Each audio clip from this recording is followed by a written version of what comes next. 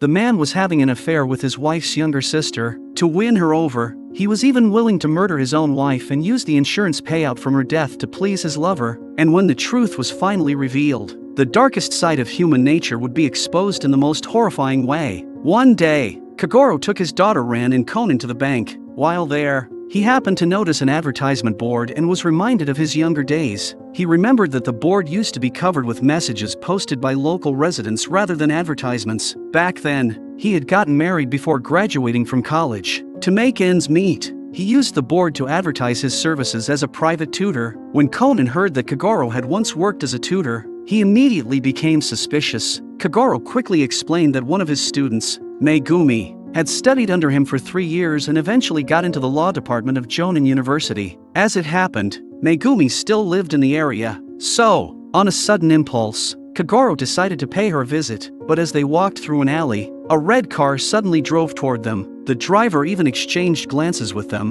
When they arrived near Megumi's house, Kagoro spotted her standing outside. Excited to see her again, he was about to give her a long overdue hug, but Megumi raised her hand and told him to wait because she was standing behind the car, guiding the driver as they backed out. However, no one could have expected what happened next. The moment the car started, it suddenly exploded into flames. The explosion was so powerful that it triggered a second blast. Luckily, Kagoro managed to tackle Megumi to the ground, saving her life. But the woman behind the wheel was not so lucky. She was killed instantly. When Megumi heard the terrible news, she immediately collapsed. By the time she regained consciousness in the hospital, Inspector Juzu had already finished examining the scene. The investigation revealed that an explosive device had been planted inside the car. The moment the engine was started, the device detonated. According to Megumi, the woman who died in the explosion was her younger sister, Hiromi. Their parents had died in a car accident 6 months earlier, after which Hiromi had been living alone at their old family home. That day,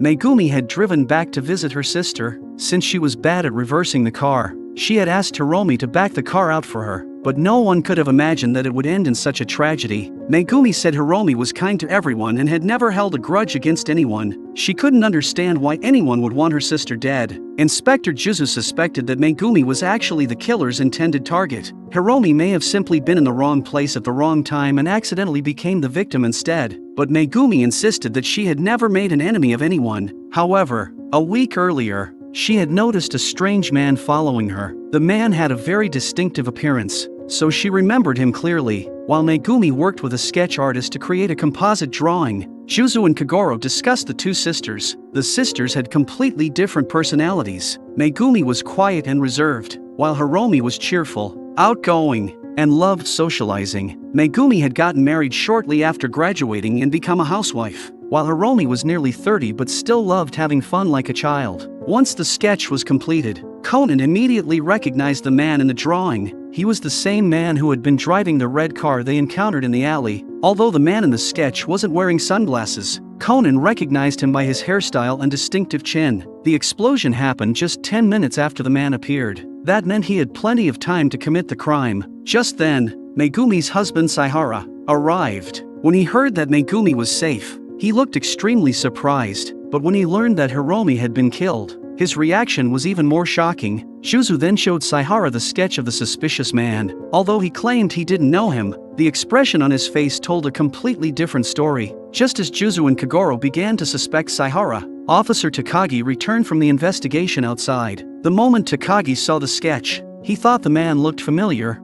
He seemed to remember seeing him in the case files of a previous investigation handled by Officer Miwako. Apparently, he bore a striking resemblance to the husband of one of the victims. After confirming with Officer Miwako, they identified the man. His name was Hiromasa, a 33-year-old employee at a chemical company. Not long ago, his wife Sachiko had been stabbed on her way home from a convenience store and eventually died from blood loss. After investigating the case, Miwako found that Hiromasa was the prime suspect. He was deeply in debt, yet he had recently taken out a large life insurance policy on his wife. Not long after that, Sachiko was murdered. Because of this, Miwako had long suspected Hiromasa of killing his wife for the insurance money. However, the investigation showed that Hiromasa had a solid alibi when Sachiko was killed. But when it came to Hiromi's murder, Hiromasa looked extremely suspicious. He had been near the scene shortly before the explosion, and because he worked for a chemical company, He could easily get his hands on explosives, but he didn't even know Megumi, so what would his motive be?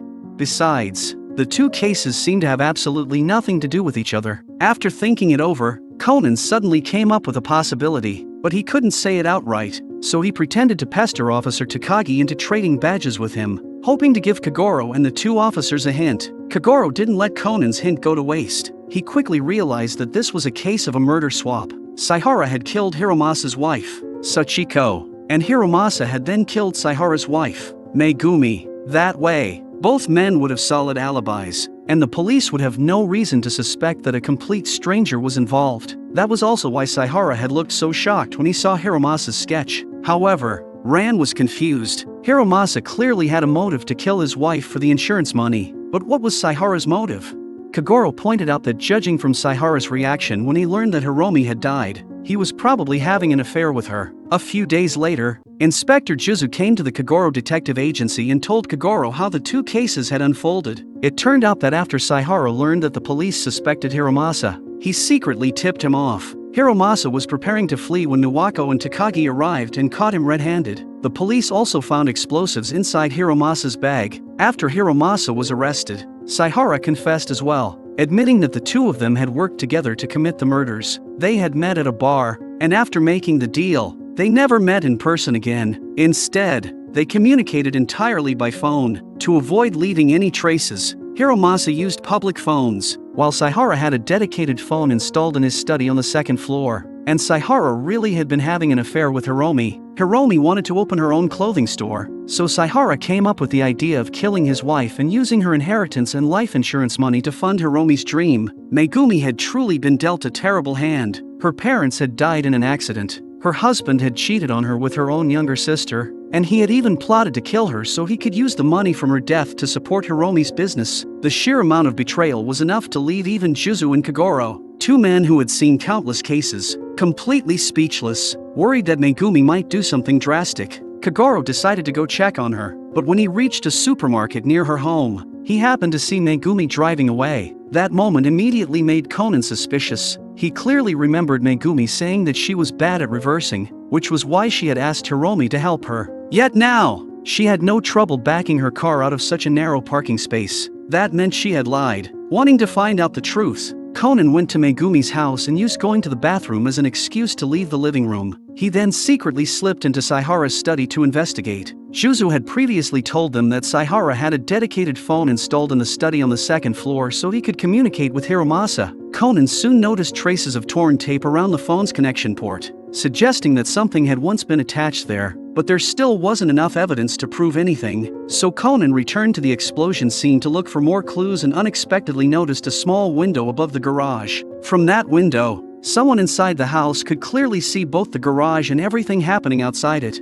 Back at the detective agency, Conan told Kagoro everything he had discovered. Kagoro immediately understood what Conan was getting at. Although he didn't want to believe Megumi could be involved, his instincts told him that she had something to do with Hiromi's death, especially the small window above her garage. Kagoro knew about it because Megumi herself had once told him about it. The next day, Kagoro went to the police headquarters to ask Juzu for more information about Hiromi. According to Juzu, even before Hiromi became involved with Saihara, she had already stolen two of Megumi's boyfriends. Megumi had even warned Hiromi that if she dared to steal another one of her men, she would make her pay. After saying goodbye to Juzu, Kagoro went to a nearby park. After thinking it over, he finally decided to confront Megumi and try to persuade her to turn herself in. Meanwhile, Conan returned to the scene of the explosion to look for more evidence. Since he was standing in the way, a driver passing by had to honk to get him to move. The moment the car passed him, Conan suddenly had a flash of inspiration and came up with a bold theory. Sure enough, after confirming it with Juzu, Conan learned that Hiromasa had only followed Megumi once,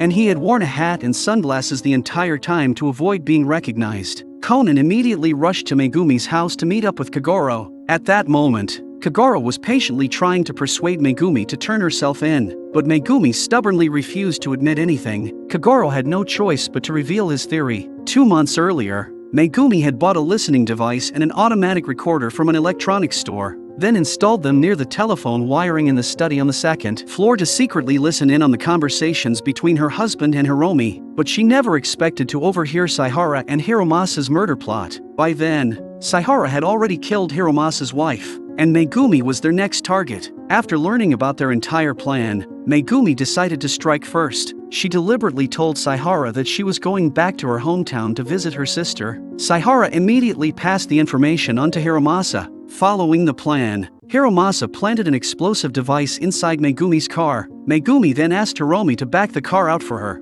Using the opportunity to kill Hiromi, the traces of adhesive left on the wall were evidence that Megumi had been secretly listening in. Kagoro had even bought the same model of listening device and automatic recorder to prove his theory. Faced with this evidence, Megumi admitted that she had installed the listening device, but she insisted that she had removed it after only one day and never heard anything about their plan. Besides, even if she really had overheard their murder plot, she argued that she had not committed a crime under the law. Saihara was the one who planned the murder, Hiromasa was the one who planted the bomb, and all she did was ask Hiromi to help her back up the car. Kagoro walked over to the window and slowly said that if she had simply asked Hiromi to help her back up the car, she would indeed have committed no crime, but if she knew there was a bomb in the car and deliberately pretended not to know, then it was intentional murder. Before the incident, Megumi had looked through a small window between the storage rooms and personally watched Hiromasa plant the bomb in the car. Only after that did she ask Hiromi to back it out. Kagoro's reasoning was convincing, but without evidence,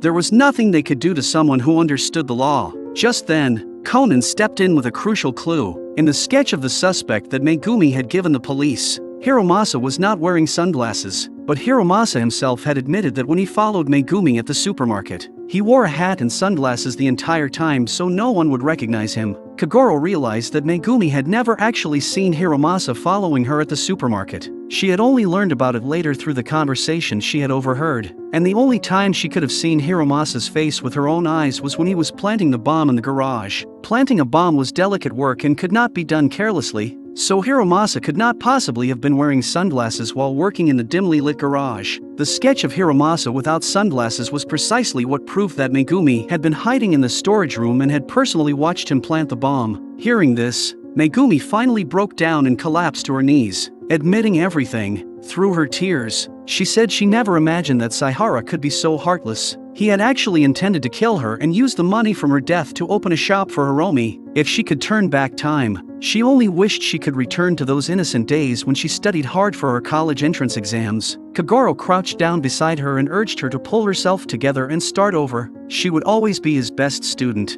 Afterward, Ran and Conan both worried that Kagoro would be deeply affected by what had happened, but before they could even finish worrying, Kagoro received a phone call from a beautiful woman inviting him to a concert. Kagoro instantly perked up again. 家庭教師でも何でもやります。はい